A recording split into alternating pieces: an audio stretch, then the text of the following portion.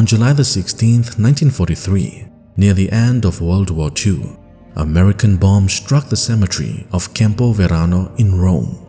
Amid the destruction and rubble, workers began clearing the debris. It was then that one tomb drew unexpected attention. When it was opened, those present were stunned. The body inside was preserved, incorrupt and flexible, as though the woman were only sleeping.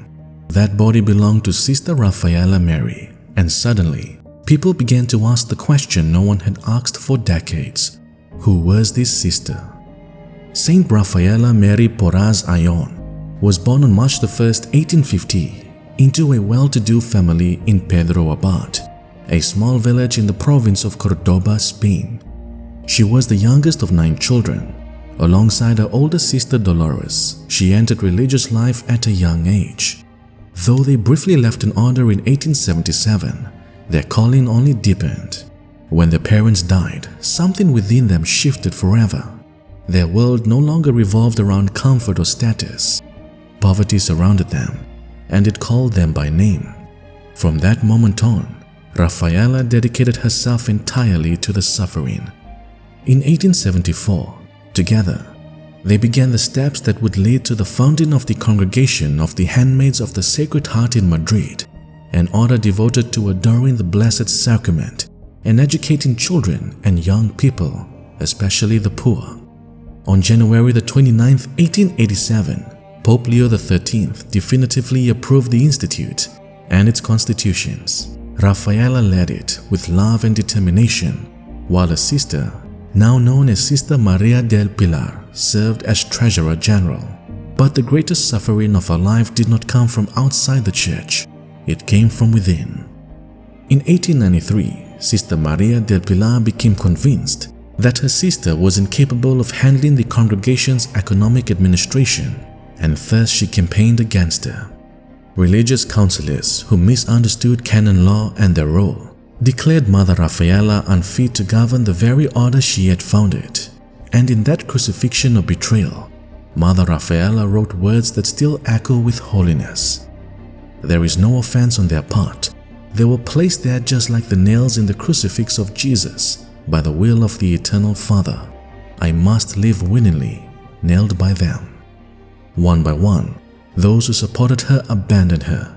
She was blamed for every possible failure, and at only 43 years old, Sister Rafaela resigned as Mother Superior.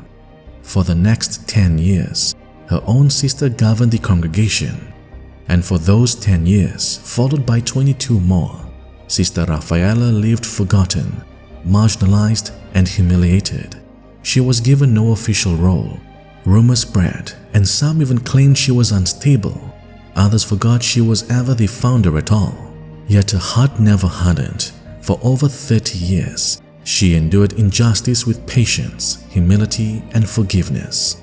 She placed everything in the hands of God, unconcerned with reputation or recognition. Amid all this, she became known not for authority, but for love. Despite her age, she served everyone. She helped quietly, constantly, joyfully. Her life revolved around the Blessed Sacrament. So many hours kneeling in prayer eventually destroyed her right knee, slowly consuming it with disease. The final 8 months of her life was spent bedridden, in intense pain. Yet even then, her words remained simple and total. Accept all things as if they came from the hand of God. On January 6, 1925, after terrible sufferings heroically endured, she died as she had lived, humble, abandoned, and hidden. Only 3 people attended her burial. She belonged entirely to God, and she knew it. I belong completely to God. I know by experience how much He loves me and looks out for me. Seeing myself small, I am in my element because I see all that God does in me and in whatever pertains to me, which is what I want. She believed communion was the true path to the kingdom, and like Christ, she became bread, broken, hidden, and given. Saint Rafaela Mary Ayllon, pray for us.